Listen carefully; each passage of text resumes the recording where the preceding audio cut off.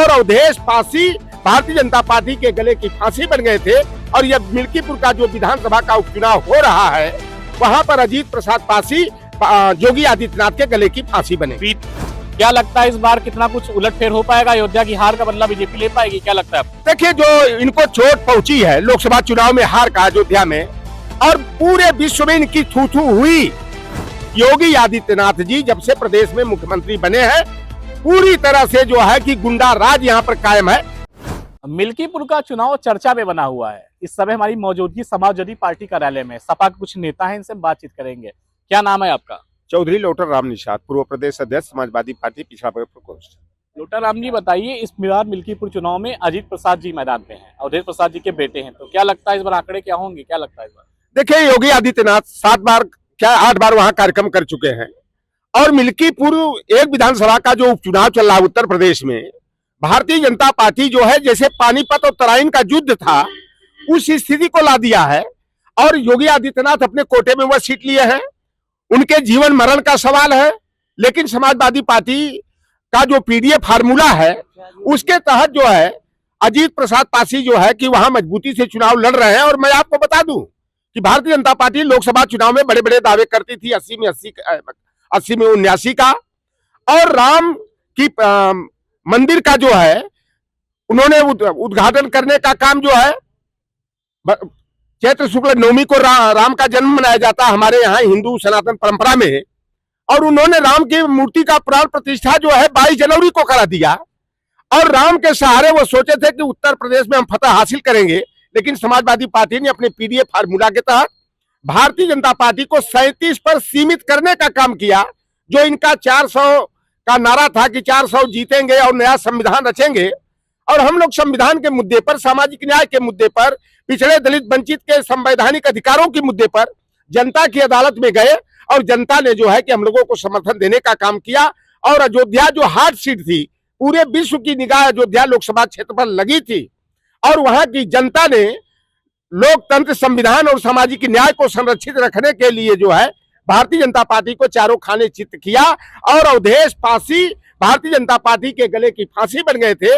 और यह मिल्कीपुर का जो विधानसभा का उपचुनाव हो रहा है, वहां पर अजीत प्रसाद पासी योगी आदित्यनाथ के गले की फांसी बने। बीते दिनों योगी आदित्यनाथ मिल्कीपुर गए थे, रैली की, अखिलेश यादव पर निशाना साधा। क्या लगता है इस बार कितना कुछ उलटफेर हो पाएगा? अयोध्या की हार का बदला बीजेपी ले पाएगी? क्या लगता है आपको? देखिए, जो इनको चोट पहुंची है लोकसभा चुनाव में हार का अयोध्या में, और पूरे विश्व में इनकी थू-थू हुई।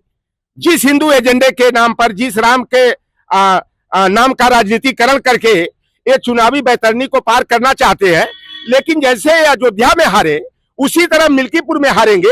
ये प्रशासनिक गुंडाई कराने का प्रयास कर रहे हैं। पहले जो यादव और मुस्लिम बीएलओ थे, उनको वहां से हटाने का काम किया, फिर पुलिस विभाग, राजस्व विभाग के कर्मियों को हटाने का काम किया, और हर जगह केवल 2 बिरादरी के पूरे जो है कि अमले को वहां पर बैठा दिया गया, योगी आदित्यनाथ की बिरादरी के लोगों का, और चाहे ब्रिजेश पाठक के लोगों का।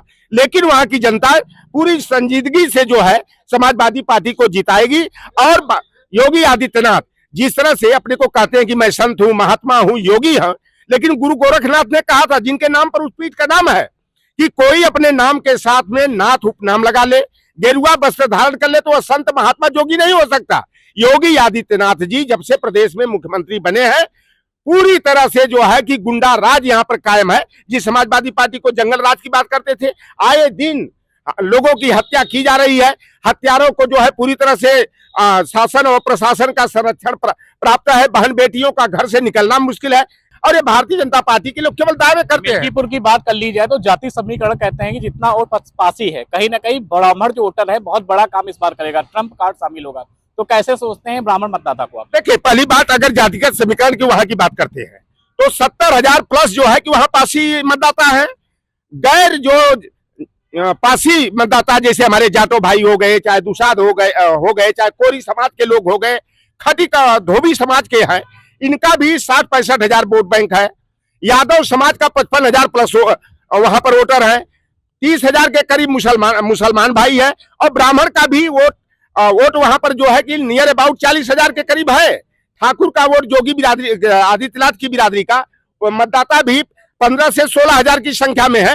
फिर इसके बाद लोधी और निषाद समाज का वोट भी वहां 15,000 के आसपास है। तो जो सोशल इंजीनियरिंग वहां की है वह पूरी तरह से समाजवादी पार्टी के पीडीए फार्मूला पर फिट बैठती है और वहां की जनता जो है निश्चित रूप से जिस तरह से भारतीय जनता पार्टी जो है प्रशासनिक गुंडाई कराने का, और जैसा आपने देखा कि पिछला उपचुनाव हुआ कुंदरकी में नंगा नाच कराए, चाहे मीरापुर में हो चाहे फूलपुर में हो, और योगी आदित्यनाथ का एक ही भाषण रहता था, रामपुर बना देंगे, रामपुर बना देंगे। जिसे रामपुर के लोकसभा उपचुनाव में इन्होंने प्रशासनिक गुंडाई करा करके चुनाव जीता, उसी तरह मिल्कीपुर की सीट भी ये जीतने का प्रयास करेंगे। लेकिन अखिलेश यादव जी ने कहा दिया। मेरा आखिरी सवाल आपसे, चंद्रशेखर आजाद ने 85 प्रत्याशी उतार दिया है, उस प्रत्याशी को उतारा है। जब अवधेश प्रसाद 2022 में चुनाव लड़े थे, उस प्रत्याशी ने समाजवादी पार्टी में रहते हुए बीजेपी को कड़ी टक्कर दी थी। इस बार वो खुद आजाद पार्टी से, भीम आर्मी से प्रत्याशी हैं, तो कितना वोट बैंक का नुकसान होगा, क्या वोट शेयरिंग हो सकती है, क्या कहेंगे? देखिए, पहली बात मैं तो बता दूं कि तीनों प्रत्याशी एक ही समाज के हैं, चाहे चंद्रभानु हो, पासवान हो, चाहे अजीत प्रसाद हो, और चाहे हमारे सपा के बागी चंद्रशेखर रावण ने जिनको उतारा है।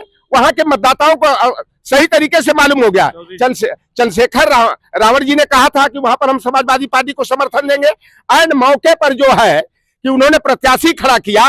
निश्चित रूप से भारतीय जनता पार्टी के दबाव में जो है कि वहां पर उम्मीदवार उन्होंने चंद्रशेखर रावण ने अपनी आजाद समाज पार्टी कांसीराम से बनाया है।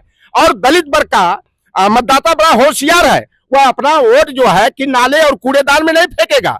वह जो है कि जैसे भारतीय जनता पार्टी जो है संविधान के साथ मजाक कर रही है, लोकतंत्र के साथ खिलवाड़ कर रही है, तो वहां का दलित वर्ग जो है एकजुट होकर के बहुमत के साथ जो है समाजवादी पार्टी के प्रत्याशी के साथ जाएगा। 2022 की बात कर ली जाए तो अवधेश प्रसाद 10,000 वोटों से बाबा गोरखनाथ से जीते थे। इस बार आंकड़ा क्या हो सकता है, क्या सोचें आप लोग? देखिए, उस समय की परिस्थितियां कुछ और थी, आज की कुछ और थी, और उस दौर में अगर उन्होंने 13,000 से चुनाव जीता, इस बार हम लोगों को अनुमान है कि जो पीडीए का खाका खींचा गया है तो 30,000 प्लस से जो है कि वहां पर समाजवादी पार्टी का प्रत्याशी। और भी लोग हैं, इनसे जानेंगे। क्या नाम है आपका? धनपाल यादव। धनपाल, बताइए कि उपचुनाव हो रहा है, मिल्कीपुर की केवल सीट बची हुई है जहां पर किसी कारणवश नहीं हो पाया था, जो रिपिटीशन दायर थी। इस बार क्या लगता है, मिल्कीपुर साइकिल चल पाएगी? किसी कारण बस नहीं, मतलब ये था कि डर था कि हम सीट हार रहे हैं, तो उसको तो रुकवाया, चुनाव आयोग से कह के रुकवाया गया था। ये योगी आदित्यनाथ, नरेंद्र मोदी दोनों ने मिलके, जितने जो दोनों झूठे हैं, इन दोनों झूठों ने मिलके ही रुकवाया था। तो किसी कारण नहीं रुकी थी। इन लोगों को डर था कि हम सीट हार जाएंगे, और हार तो वैसे भी रहे हैं, तब नहीं अब हार रहे। इस बार चुनाव हो रहे हैं, मिल्कीपुर का जो चुनाव है, कितना सरल मानते हैं और कितना कठिन मानते हैं, क्या कहेंगे? कठिन कुछ नहीं है, समाजवादी पार्टी के लिए कोई कठिनाई नहीं, कुछ नहीं है। हम लोग कठिनाई से गुजर चुके हैं, अब तो सरल रास्ता है। ये भी सीट जीत के आएंगे, सरलता से ही जीतेंगे।